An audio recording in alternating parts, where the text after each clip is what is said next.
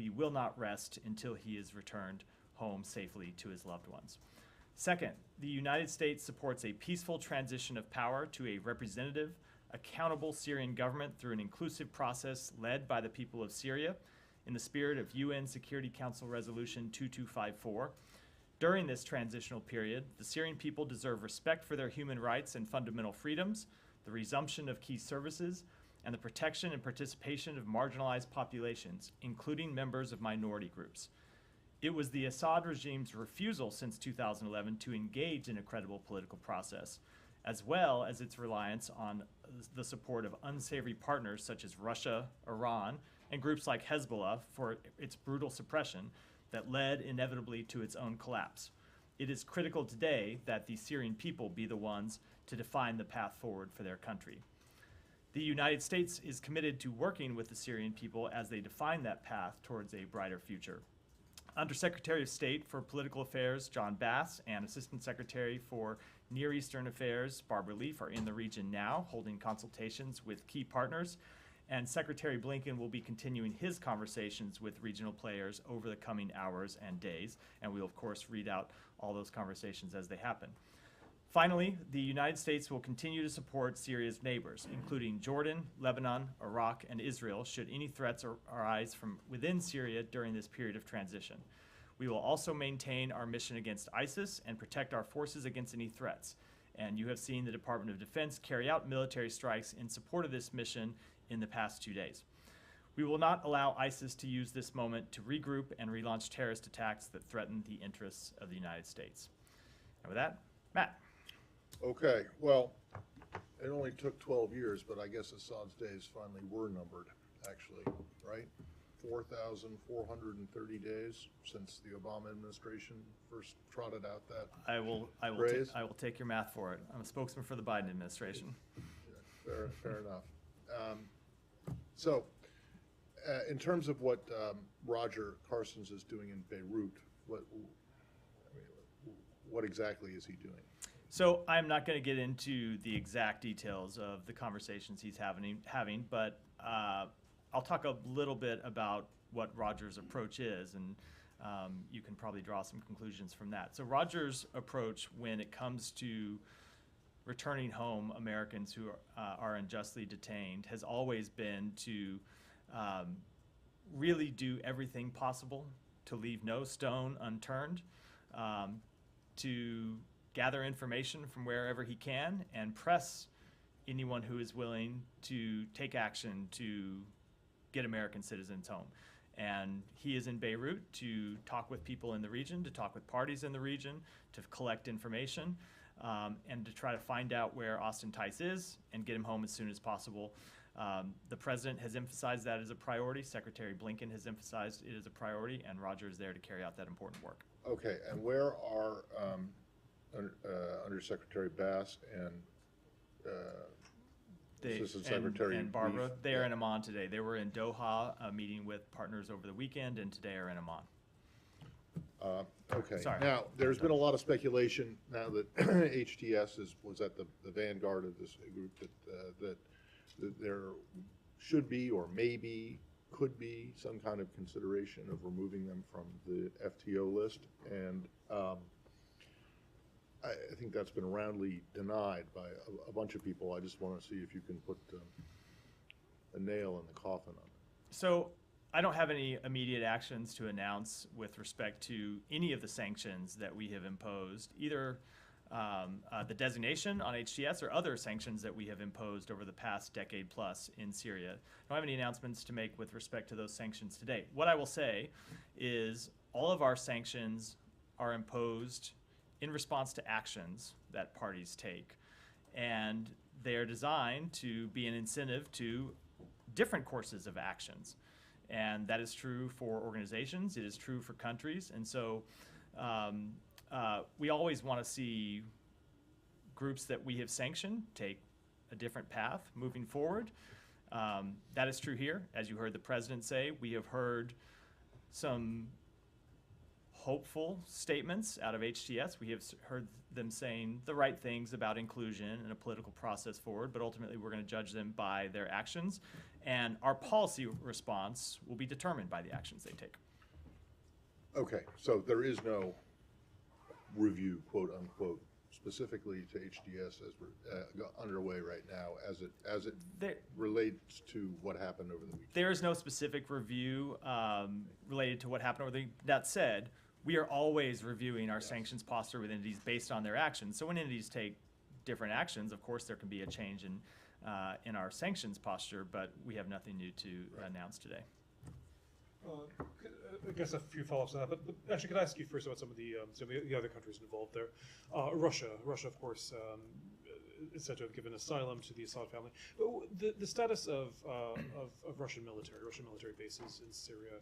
Does the U.S. have any information about whether the current authorities in Syria will allow those to continue? And does the U.S. actually have a stance? Is the U.S. comfortable with those remaining there? We don't have any information about the status of those bases and what the incoming Syrian regime may or may not do with respect to them. What I would say is that certainly Russia has a lot to answer for when it comes to the Syrian people.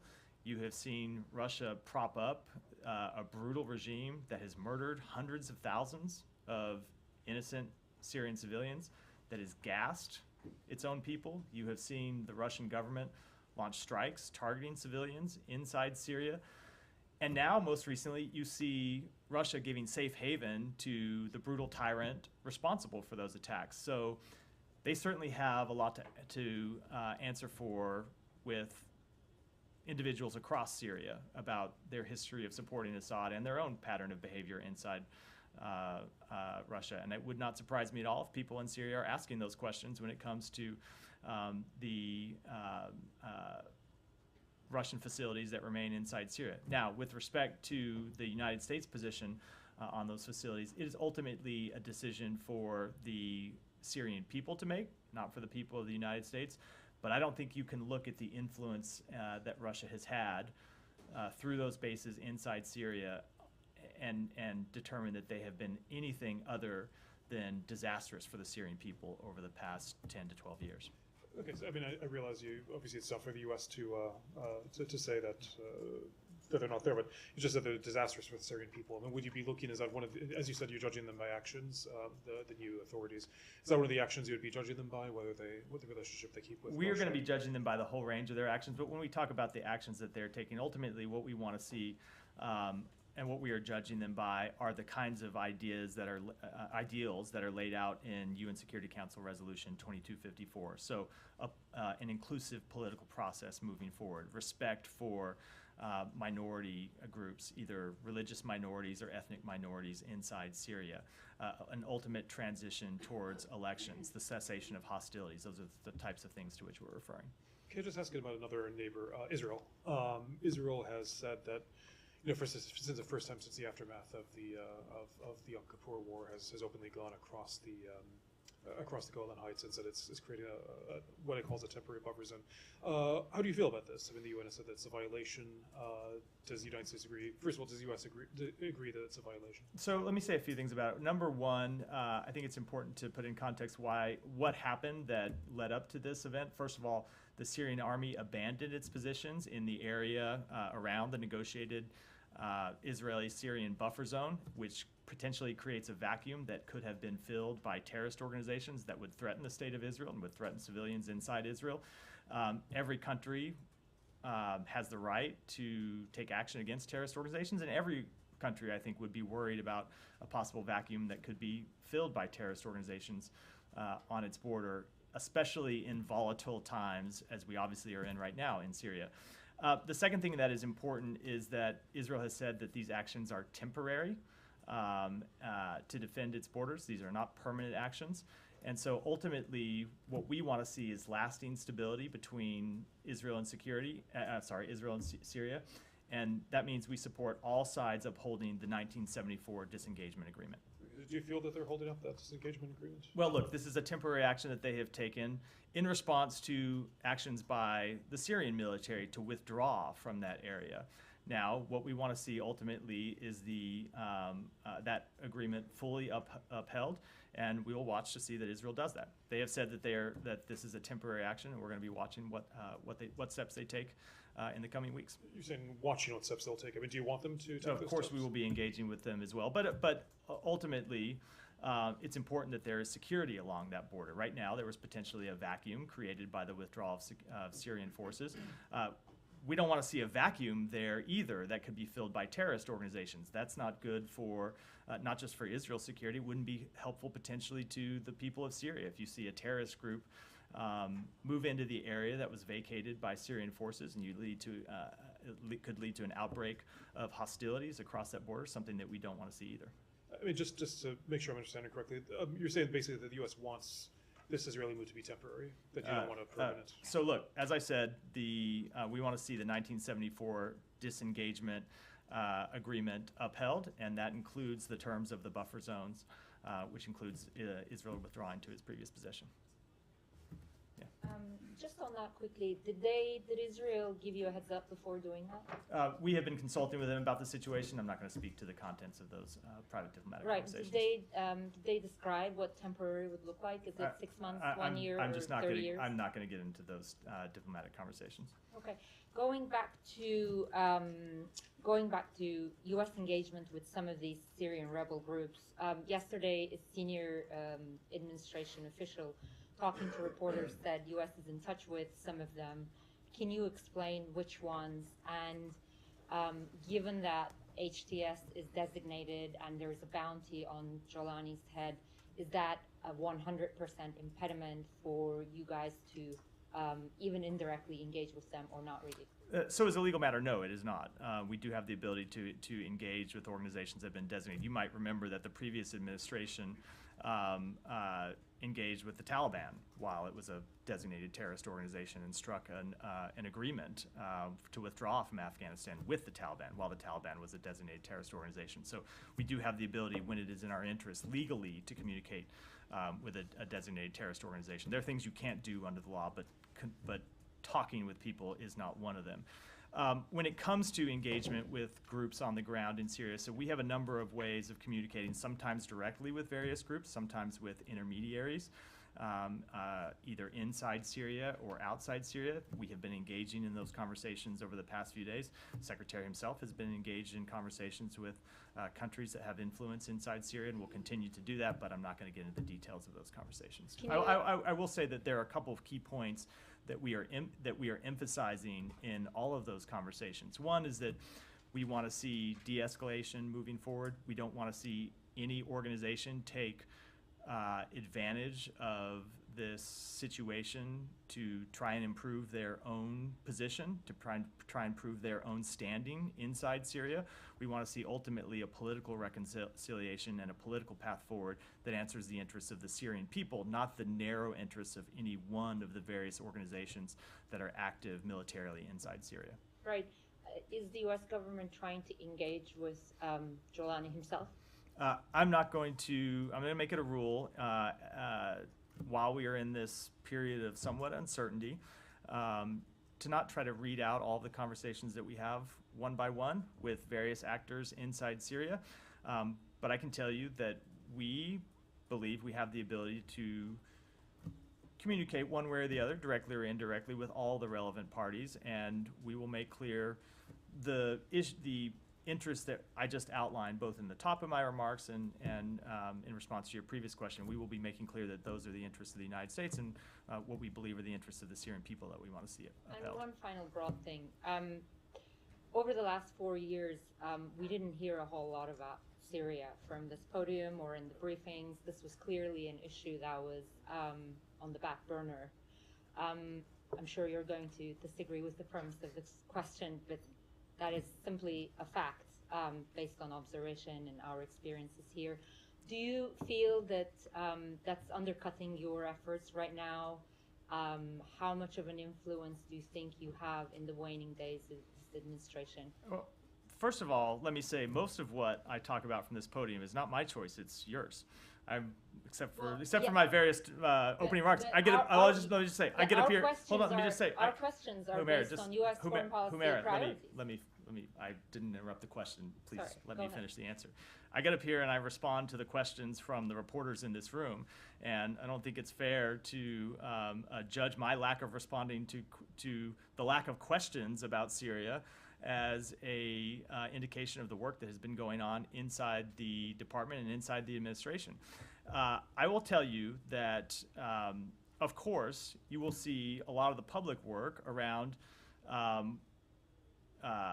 matters that become new flashpoints, matters that require serious political engagement from the senior leaders of this department. But the Syria policy that was developed during the latter stages of the Obama administration, to go back to the point that Matt started this briefing with, that is largely carried through to this day, ultimately, I would say has led to the situation we're in today. And I would combine that with the policies this administration has pursued to weaken Bashar Assad's main backers, Russia, Iran, and Hezbollah, which of course is itself backed by Iran. So it is the sanctions that we imposed on the Syrian regime that weakened the Syrian regime. It is the international coalition that we marshaled to hold Assad accountable. And then the fact that when Assad found himself at a moment of weakness in the past 10 days, the fact that his biggest backers had been weakened by diplomatic and military efforts supported by the United States, that had a role in what happened too. It had a major role in what happened too. So I would say, despite the oftentimes lack of public conversation about Syria in this briefing room or elsewhere in the United States government, when you look at the policies that we have pursued to take on Iran and to take on Russia, and you combine them with Assad's lack of any meaningful political engagement with his own people, that's what got us to where we are today. Maybe we can have a whole separate Syria briefing now that this is a flashpoint, and then we can Sounds have like the- we are. We can have the back and forth, but I'm going to let that rest. Yeah. The Taliban were never designated an FTO. In fact, the guy who President-elect has nominated to take over Fair- this building fair enough. introduced a bill just a little over Fair a year enough. ago I that would take it require back. this. An organization. Now, they are an an organiz- SPGT, as but there are different as legal I requirements so under that. you're right, not an FTO, an SDGT. I often get that distinction wrong. That said, the rule about engagement, the ability to have conversations, is the same for both of those designations. Can you check that? Yeah. All right, thanks. It's clear that you have the ability to engage with all these different groups, but you can't say with a bit more clarity whether you intend to or not engage directly with the person who arguably led this operation to depose of Assad? So I just don't think it's productive for me to do that today. We want to have conversations with the key groups inside Syria, either directly or indirectly. It's obvious that HTS is one of them. We want to make clear to them the same points that you have heard the president make publicly. We also want to engage with any organization that might have information about the whereabouts of Austin Tice, so we can try and bring Austin home. But I'm just not going to get into the details of those conversations publicly. I wanted to follow up on Tice. Why wouldn't Carstens go to Beirut now that the border's wide open, people are flowing in? It would seem that he could go right to the source and engage with people Syria, who are... you mean? Sorry, what did I say? I think you meant Syria, Beirut. Go right in. He's in We all, Beirut. we all misspeak sometimes. Why wouldn't he go across the border into Damascus? I'm not going to talk about what travels Roger may or may not make in the coming days. He's in Beirut today. He's working to get Austin Tice out, and I'll leave it at that for today. Has there been, he went in 2020 and he met with the Syrians, and from what we understand, there was no proof of life offered. Can you say whether or not there has been any kind of proof of life since that 2012 video that was believed to have been manufactured? So I think where I'll leave it, where it's appropriate for me to leave it, and I should back up and say that this is a matter that we discussed directly with Austin's family. Secretary talked to Austin's family on Friday. We believe, we assess that he is alive, and we are working to try and get him home. And I think the details that lead us to that conclusion, I think I ought to not speak to publicly. And just last thing, they did say on Friday that they have a new source. They have new information that he's alive and being treated well. Is there anything new as far as you understand it? I'm just going to leave it with my previous answer, which is we have reason to believe that he is alive. We are working to bring him home. And when it comes to the details that lead us to believe that, we ought to keep those discussions private with his family, not air them publicly here, I think. Thank you, Matt. You've talked about Austin Tice. Are there any circumstances in which the US would send a team in, regardless of American detainees, to assist with helping any of the prisoners come out of Assad's prisons? There's lots of reports about how they're not able to access a lot of the cells in some of these prisons, that some of these prisons' locations are secret. Is there a scenario where the US could help with that at all? I just don't want to get into hypotheticals. Obviously, we want to see those who have been unjustly detained, not just Austin Tice, but Syrians who have been unjustly detained for their political views.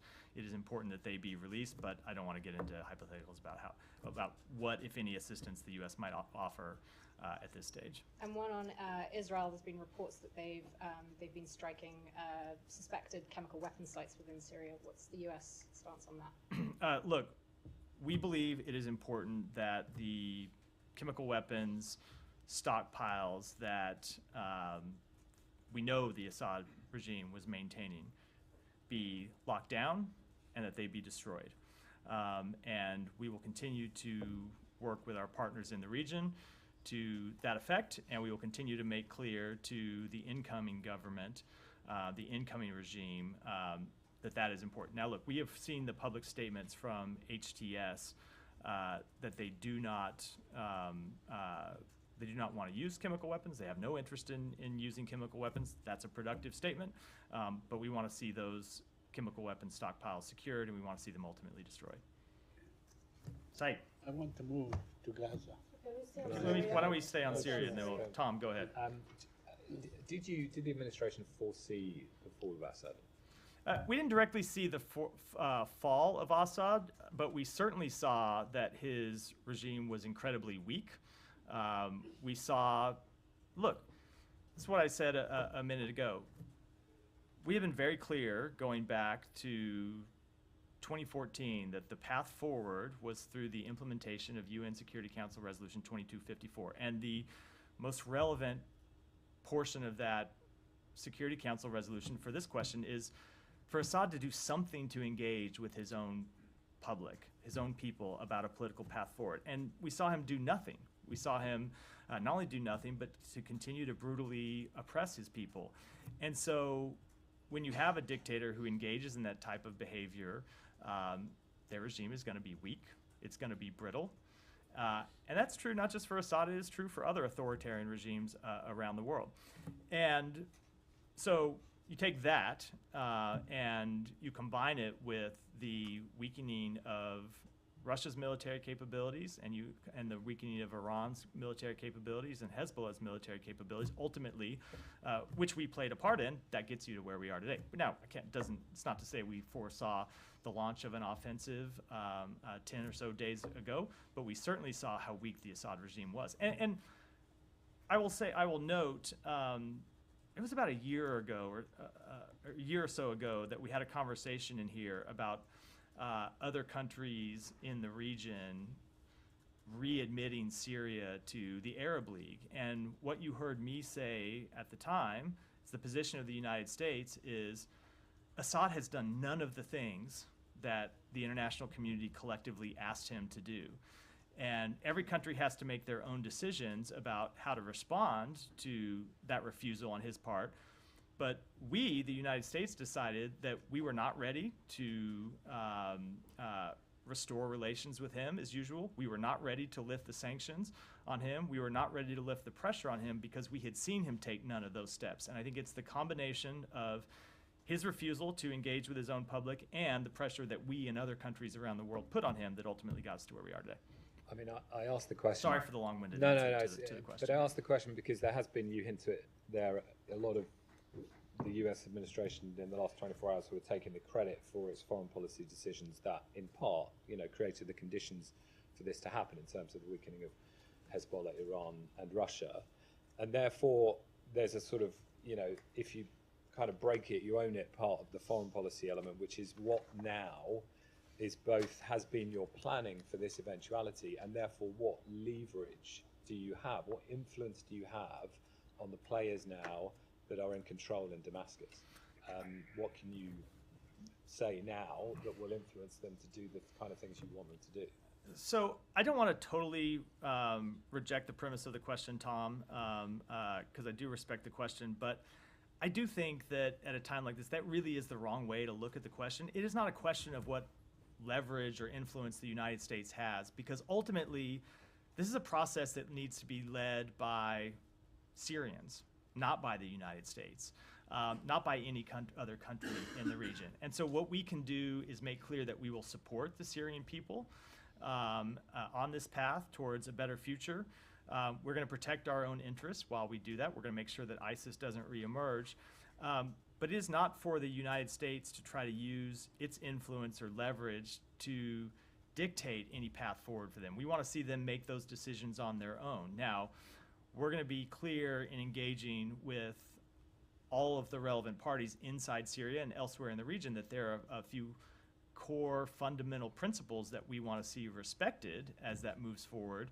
But ultimately, that is these are decisions for the Syrian people to make, not for us. But I mean, I'm just thinking, if you're HTS and you're thinking about the way ahead, and clearly,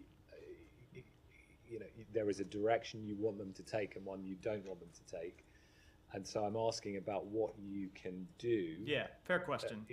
Look, fair question. So there are sanctions that the United States has imposed on Syria. There are various forms of diplomatic relations that we hold with countries and that we suspend with others. All of those things are the tools that the United States has in its toolbox when it comes to responding to this situation. And so when I say that we will judge HTS by their actions and we will respond through our own policies, that is the kind of thing that I am talking about when I make that sort of statement, when the Secretary and the President make those sort of statements. And just finally on that point, I mean, for Syrian people who've endured it's just utter brutality and under Assad and then the ravages of this civil war for many years now, and when they, I asked the question about what trust they should have in the US when it comes to this, because the moderate opposition groups, that they desperately wanted more US support for years. There was this, funding program that was pulled. There was the chemical weapons being used by Assad, and people wanted to see American planes in the sky at some points during that. They didn't see them.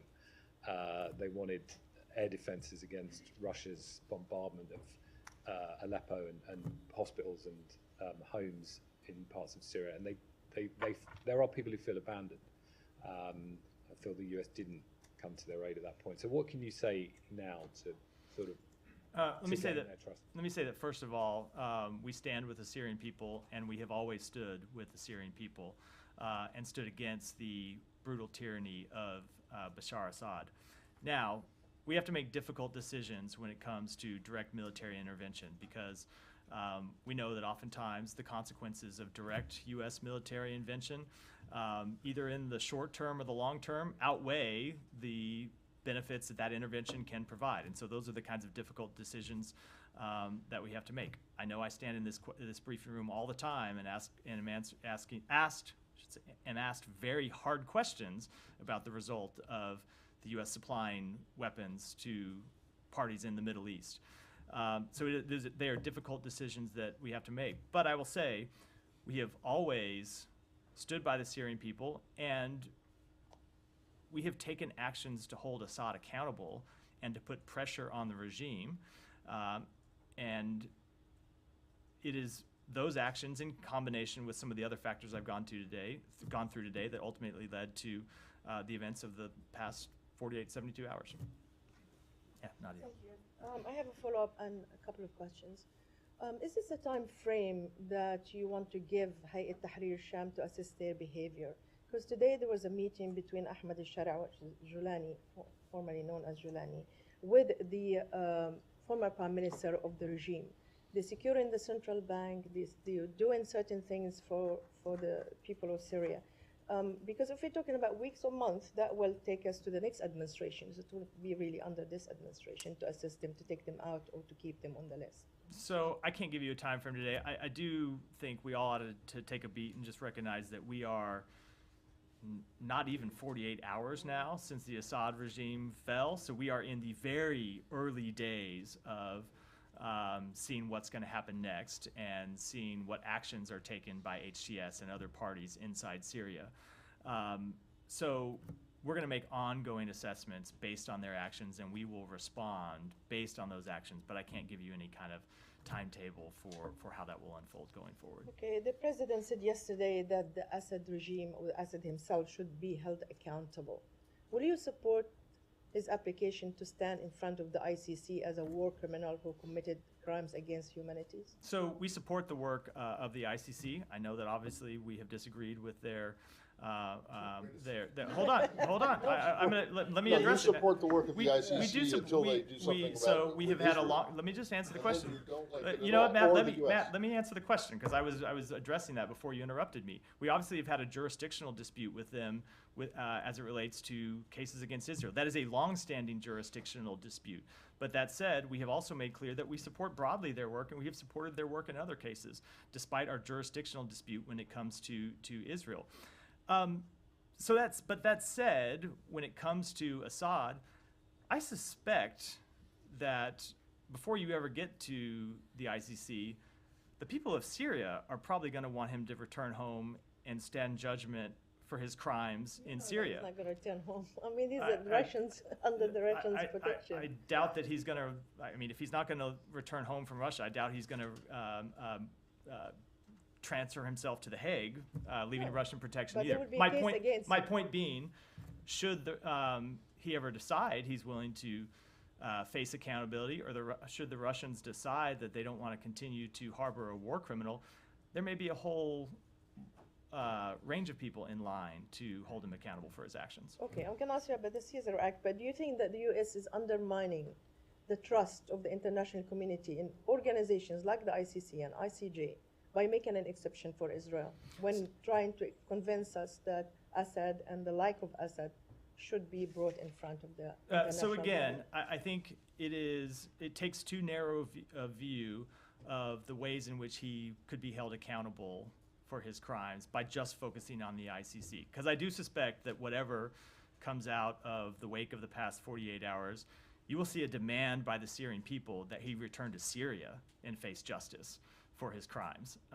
and that would be the court of first jurisdiction before you even get to the ICC. Okay, So I think that's true. But when it comes to the overall question, I know we have a disagreement with other countries around the world, but this has been a long-standing, good faith disagreement about where the ICC has jurisdiction and where it does not, based on the fact that there is no recognized Palestinian state.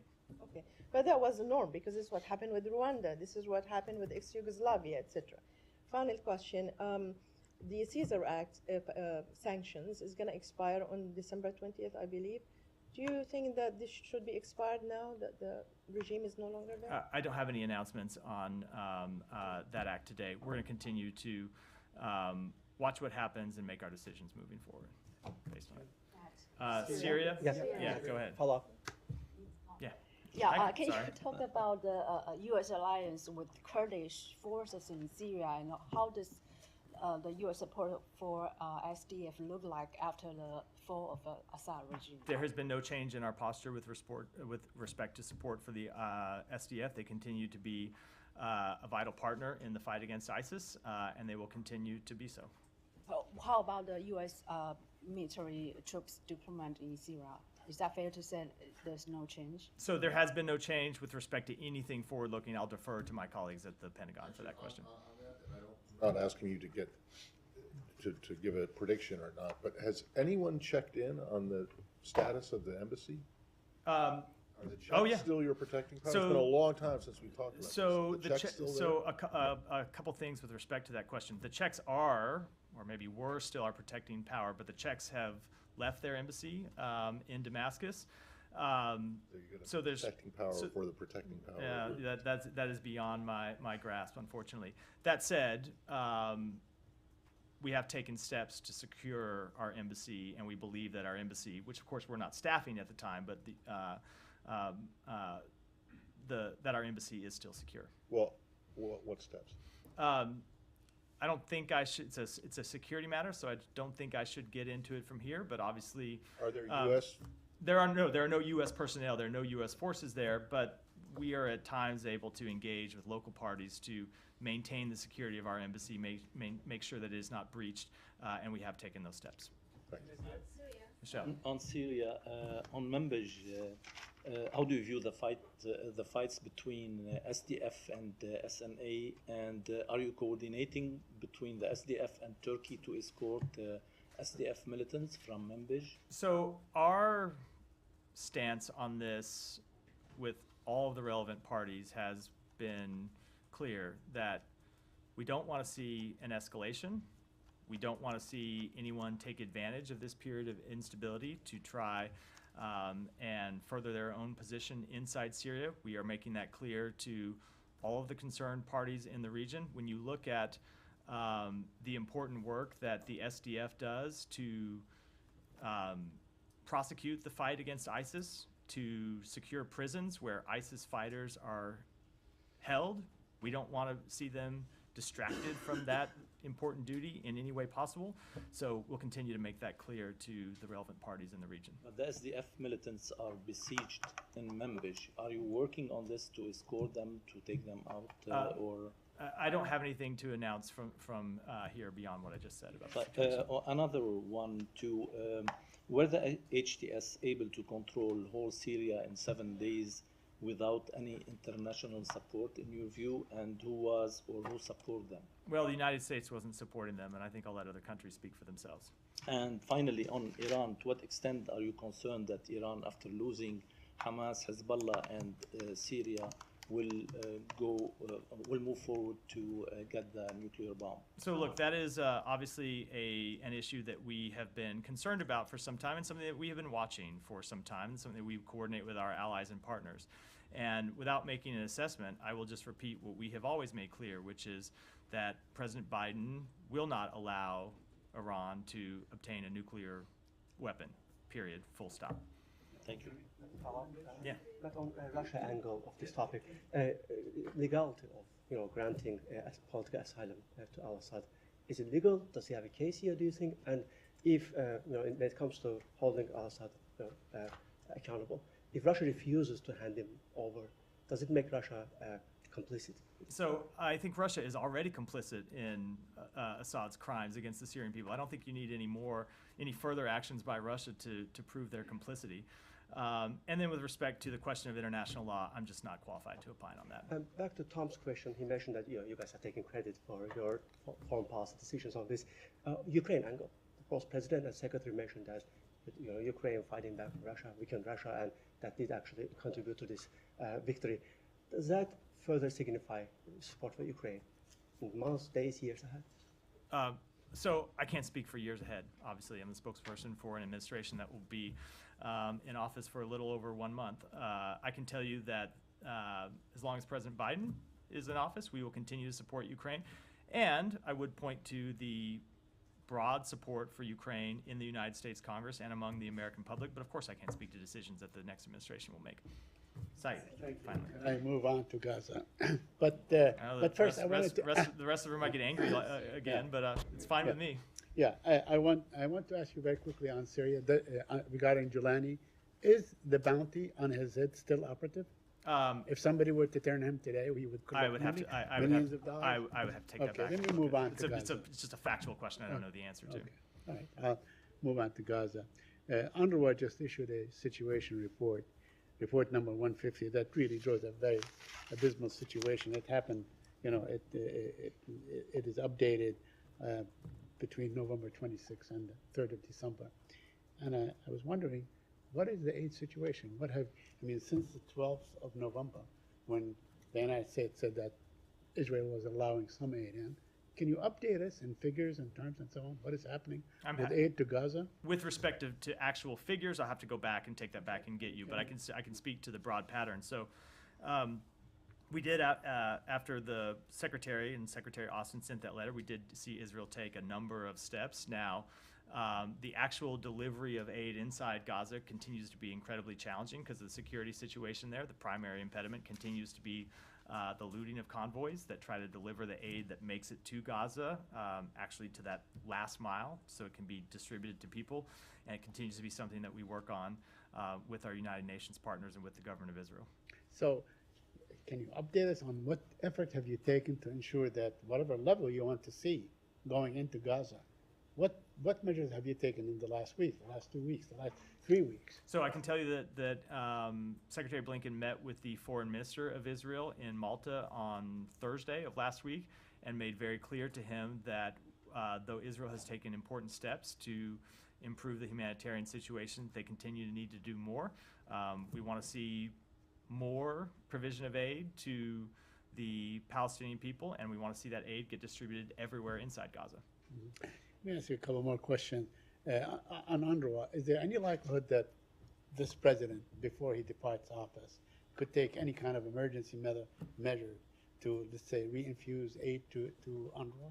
So we don't have the ability under the law to do that. I think, as you know, the Congress barred the provision of humanitarian assistance to UNRWA, and we are bound by that law. It extends through till March 25th of next year, which is, of course, past the president's time in office. But I will say that despite that ban on funding to UNRWA, the United States is programming nearly $1.2 billion in humanitarian assistance to assist Palestinian refugees and others in Gaza, West Bank, and neighboring countries through other UN organizations. And a couple more questions. A U.S. Senator, Senator Tom Cotton, introduced a bill last week in the Senate, I guess, to ban the use of the term West Bank and revert to Judea and Samaria. Do you have any comment on that? I don't have any comment on the legislation, but we will continue to refer to the West Bank as the West Bank because that's what it is. Okay. Now, finally, I know that we spoke last week with Vedant about the Amnesty International report, and you refused to acknowledge that what Israel is doing is basically genocide in Gaza. You're saying that it does not rise to the level of genocide and so on. I mean, I don't know what is the what is the threshold for destruction and killing and so on that would qualify for genocide? But let me bring your attention to a historian, an Israeli historian, has documented, voluminous documents and so on, that basically says that Israel had the intent and carried out those genocidal intents. So we have seen that report. As you know, we have not concurred with past findings regarding genocide, and we don't, again, with this report. We do remain deeply concerned by the reports of civilian harm in this conflict, and we continue to emphasize that all parties must comply with international humanitarian law. Yeah. Thanks so much, Matt. Also, regarding the Israel strikes on Damascus, you mentioned the importance of destroying chemical weapons stockpiles, but is the U.S. certain that is Israel actually really targeting the chemical weapons? Nothing else? Because there were some reports saying that Israel, in the buildings Israel targeted in Damascus was Assad's intelligence office, for instance. Is the U.S. aware of this? I don't have any assessment of their strikes. They'll have to speak to them. And one more on this. Regional countries such as Egypt, Jordan, and Qatar condemned Israel's seizure of Golan Heights. Actually, we just had a fragile ceasefire agreement recently in Lebanon. And are you not concerned about Israel's actions like occupation of Golan Heights and recent attacks on Damascus, which regional countries also perceive as a provocation? So I already spoke to the situation on the border. I don't have any further comment on that. But of course, if you look at what we are trying to achieve here, we are trying to achieve de-escalation and stability. But and we Israel do. served that purpose? I know, but I'm just saying. Ultimately, we believe it is in the interests of all the countries in the region, including Israel, that you have stability in Syria, stability in Lebanon, that will help produce stability in the broader region, and that is what we are trying to accomplish and what we try to encourage all these parties when discussing their actions with them. Yeah. Next, Eva. Yeah, on Manbij and also SDF. As you mentioned, that the SDF is a vital partner in fighting against ISIS, but this partner, the US partner in the region, are distracted because of the Syrian National Army attacks in Manbij and Kobane. Even as we are speaking, there are reports about attacks in Kamishla. So have you tried to reach Turkey, as they are backing these groups, to stop these attacks on SDF in the region? We have discussed this with Turkey and with a number of other countries in the region, and we have made clear what you heard me say in response to a previous question, which is that we want to see de-escalation. We don't want to see any party try and take advantage of the situation. And there are a number of U.S. senators, including Senator Chris Van Hollen and also Senator Lindsey Graham. They said that the U.S. should not guard down, and also they should not what? Guard down. They should not rest, and they should support the Kurds in fighting against ISIS and also protect them from the attacks from other groups. So, are you calling stop these attacks from Syrian National Army? As I just said, we want to see a de-escalation across the board. Hiba, go ahead. You gotta sit closer. I've never seen you so far back, Hiba. Couldn't find you back there. Just to follow up on Humaira's question, because I want to, usually I don't like to do that, but I want to argue with something when you are trying to take a little bit of credit regarding what happened in Syria. I mean, for 4 years, before the secretary, before becoming the Secretary of State, he said you will address this crisis when you are back in power. But the thing is, for 4 years, nothing changed. And also 2 weeks ago, you were a little bit open to engage again with Assad. We know that there was negotiations. Some regional partners reached out to you to maybe ease the sanctions. Nothing led to that. But when you say that your policies led to this moment, is it accurate, Matt? First of all, it a little bit puts words in my mouth to say that's what I claimed. I said our policies in combination with decisions by Assad himself not to engage in the political process that was outlined in United Nations Security Council Resolution 2254. That's the primary driver of all of this, is the dissatisfaction of the Syrian public, which is driven by Assad's actions. But that said, absolutely the international pressure that the United States put on Assad, and critically the weakening of his biggest backers, which we were the primary, in many cases, force behind, also had an impact. So yes, of course, it did play a role. Okay, no, I want to follow up. I felt like I forgot part of the question, but maybe not. No. Maybe I answered it all. The second question is, yesterday in a briefing, a senior U.S. Official said that Assad asked Hezbollah for help, for support in Syria, and they didn't step up. In your assessment, they didn't step up because they were degraded or because the Iranian didn't want to help? It's probably a combination of both. Primarily, they were degraded. If you look at what's happened to Hezbollah's military capabilities over the past, 3 months, they have been significantly degraded from where they were before Israel launched kind of full-scale military operations against them. And so they didn't have the capabilities to come to Assad's defense as they had in previous years. And regarding the negotiations or U.S. involved visit to Beirut now, we know from your past engagement in Lebanon that Abbas Ibrahim was the figure who led the negotiations with the Syrian regime, the former Syrian regime. So who are you talking to in Lebanon now? I am not going to read out specific conversations. As I said, we have the ability to communicate with any number of people in the region. That's what our officials who are there on the ground have been doing over the past few days. That's what those of us here, have been doing by phone, and we'll continue to do it. But with rare exceptions, I'm just not going to read out specific conversations. And one final question: Yeah. Is it fair to say today that we are going out of this room and you don't rule out that you are engaging with HTS in Syria currently? I'm not ruling anything in or out either way. Thank you. Go ahead. Yeah, Jenny, sorry. Thank you, Matt. A few questions on South Korea and the U.S. The impeachment vote against South Korean President Yoon failed. As an ally, how does the United States view the state of confusion caused by the constant impeachment and the abuse of certain political parties in South Korea? So I'm certainly not going to comment on political parties inside South Korea. What we want to see and what we have been pleased to see over the past few days is the democratic resilience of the Republic of Korea during a period of testing and uncertainty. And what we expect going forward is that political disagreements continue to be resolved peacefully and in accordance with the rule of law. Will this chaotic situation in South Korea affect official meeting or event between U.S. and South Korea? The alliance between the United States and the Republic of Korea remains ironclad.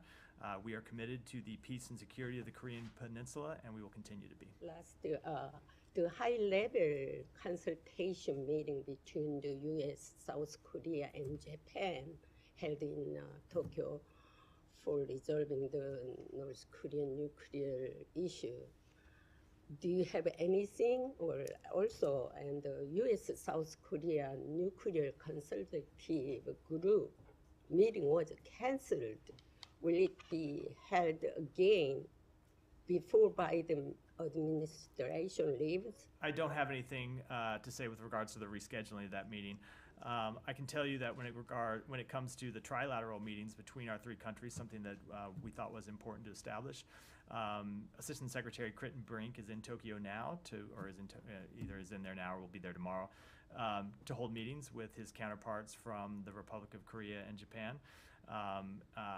We believe the strengthening of that trilateral alliance has been an important engagement under this administration, and we will continue to pursue it during our final days in office. Thank you. Thanks, Matt.